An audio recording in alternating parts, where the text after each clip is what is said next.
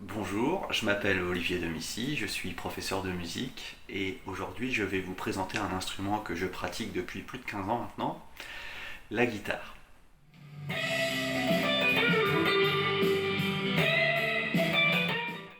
Donc la guitare c'est un instrument qui fait partie de la famille des cordes. Elle en possède 6 pour la plupart d'entre elles. C'est un instrument polyvalent car elle permet de jouer à la fois des mélodies, c'est-à-dire de jouer les notes les unes après les autres.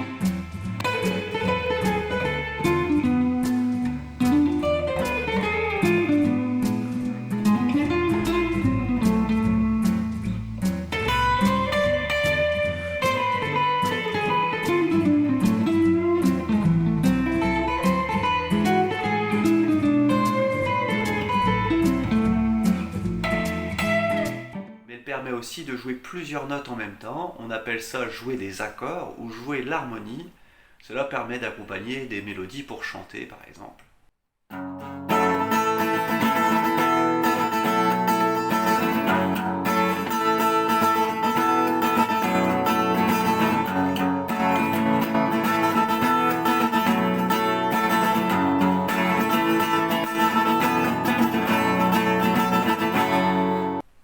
On dit de la guitare que c'est un instrument mélodico-harmonique. Au fur et à mesure de son évolution, la guitare a pris différentes formes. Historiquement, sous sa forme qui est encore celle aujourd'hui, les premières guitares à exister ont été créées au milieu du 19e siècle par un luthier espagnol qui s'appelait Antonio Torres. La première guitare à être créée, c'est la guitare acoustique dite classique. Composée de cordes nylon, la guitare acoustique classique a un corps creux qui lui permet de résonner. Elle a un son chaleureux et plutôt mat qui se prête particulièrement au jeu au doigt.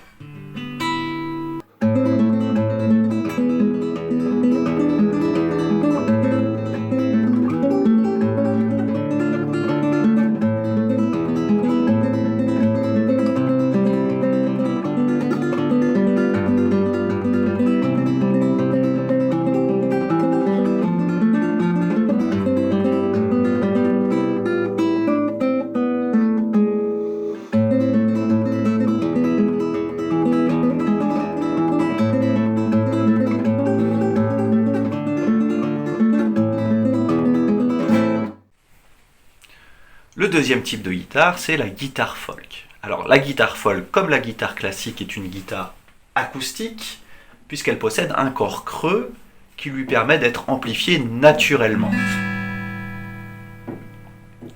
Elle a été créée par Christian Martin au début du 19e siècle.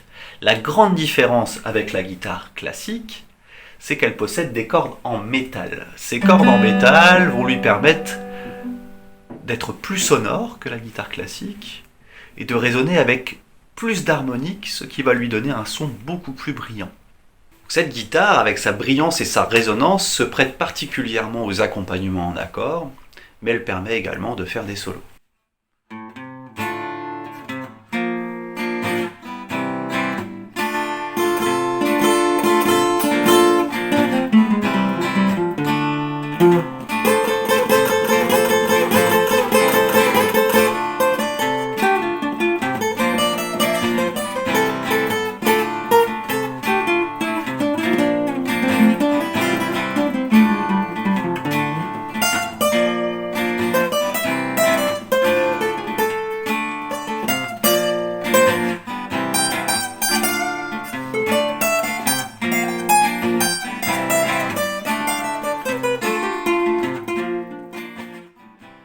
Le principal problème des guitares acoustiques, que ce sont des instruments peu sonores par rapport aux autres instruments de l'orchestre, ce qui limite la possibilité de la guitare d'être un instrument soliste.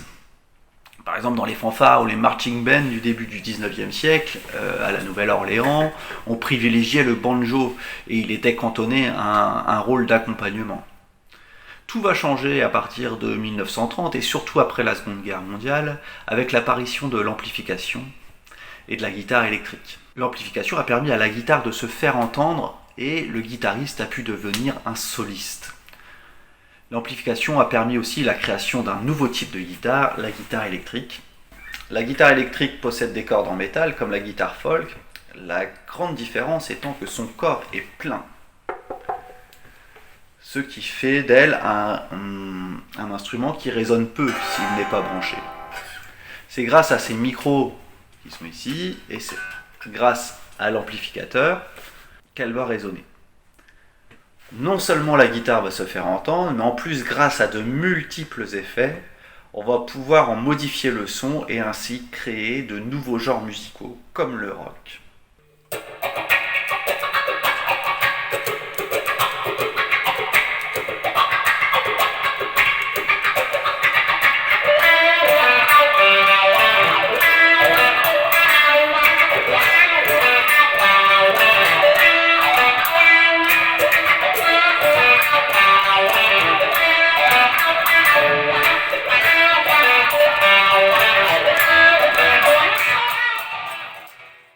Pour conclure, on peut dire que la guitare, comme tous les instruments de musique, est un moyen de s'exprimer et de partager et de rencontrer des gens. Je vous encourage vivement à aller vous inscrire dans une école de musique près de chez vous et ainsi partager cette passion qu'est la musique. Pour finir, j'ai mélangé les 3 types de guitare sur un solo célèbre qui est le solo de Stairway to Heaven de Led Zeppelin.